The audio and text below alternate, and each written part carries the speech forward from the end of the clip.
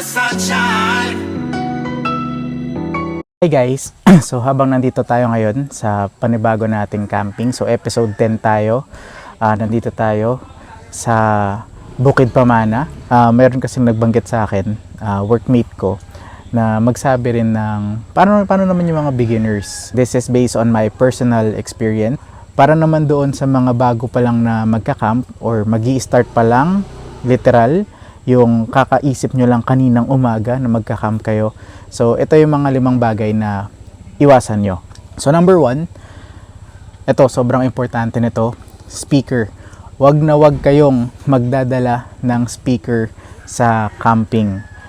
So, syempre, before, nung bago lang kami, ang tingin namin nun sa camping is parang normal na tambay lang. Diba pag tumatambay kayo dati, kailangan meron kayong speaker para may sounds kayo, para hindi boring. So yun yung common na misconception or pagkakamali ng mga bago sa camping, na nagdadala sila ng mga speaker. Karamihan kasi ng mga nagka-camp ay gusto talagang maging isa with the nature. Lalo na yung mga malalaking speakers, yung makapagpatugtog sila, alam mo sagot na nila yung buong camp. Number 2, hindi nagdadala ng off-lotion. At the end of the day, importante pa rin na hindi kayo magkasakit, hindi kayo magka-dengue, ganyan. Saka nakakairita talaga sa gabi kapag yung kinakagat ka ng lamok.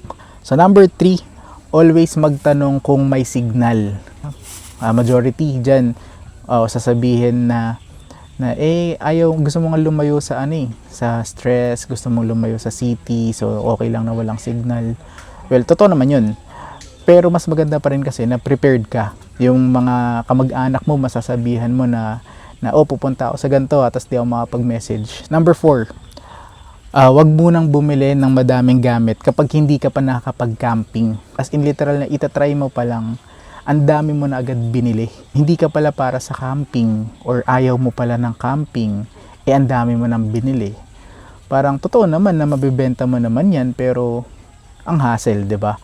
Kasi yung gamit, pwedeng bilhin yan madali lang naman bilhin yan. Pero kung nabili mo na tapos hindi mo pala trip mag-camping, magiging problema yan. And last, always bring extra shirt or extra damit. Pag nagsiset up ka, pagpapawisan ka, madalas mainit, ganyan. So, kapag yung damit mo ay kulang o sakto lang, paano pag pinagpawisan ka, di ka magpapalit? Medyo kadiri yun. Pero hygiene pa din, guys. So, kapag pawis, magpalit kayo ng damit, maligo kayo, para naman yung tent nyo hindi amoy mabaho. So, yun muna, yung 5 na nilista ko.